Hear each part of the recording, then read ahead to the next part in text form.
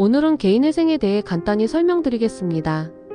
개인회생은 과도한 채무로 인해 경제적 어려움을 겪는 사람들이 법원의 도움을 받아 빚을 줄이고 새로운 시작을 할 수 있도록 지원하는 제도입니다. 소득이 있는 개인이 일정 기간 동안 법원이 정한 금액을 성실히 갚으면 남은 채무를 탕감받을 수 있습니다. 주로 급여 소득자나 자영업자처럼 정기적인 수입은 있지만 채무를 상환하기 어려운 사람들이 대상이 됩니다. 개인회생 절차를 진행하려면 법원에 신청서를 제출하고 채무와 재산, 월 소득 등을 자세히 소명해야 합니다.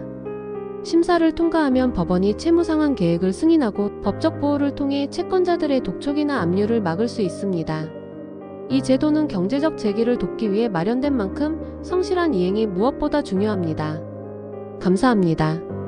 개인회생은 파산과 달리 채무자의 경제활동을 유지하면서 채무 조정을 받을 수 있다는 점에서 큰 장점이 있습니다. 하지만 개인회생을 신청하기 위해서는 일정한 조건을 충족해야 하며 법원이 정한 상환 계획을 성실히 이행하는 것이 필수적입니다. 특히 신청 후에는 신용등급이 하락할 수 있고 일정 기간 금융거래가 제한될 수 있으므로 신중한 판단이 필요합니다. 개인회생은 단순히 빚을 탕감받는 제도가 아니라 재정적인 자립을 위한 새로운 기회를 제공하는 제도입니다. 따라서 개인회생을 고려하신다면 자신의 재정 상황을 면밀히 검토하고 전문가의 상담을 받아야 합니다.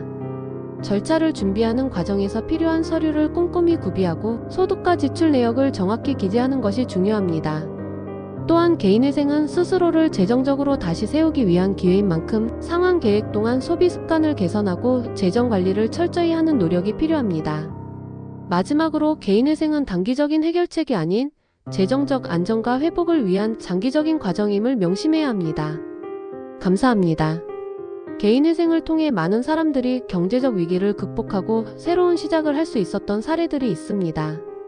하지만 이 제도를 남용하거나 조건을 제대로 인지하지 못한 채 진행할 경우 오히려 더 큰 경제적 어려움에 처할 수도 있습니다. 따라서 충분한 정보 수집과 전문가의 도움을 통해 자신의 상황에 맞는 최선의 선택을 해야 합니다. 개인회생은 단순히 채무를 줄이는 과정이 아니라 재정적인 책임과 재기를 위한 기회라는 점을 꼭 기억하시기 바랍니다.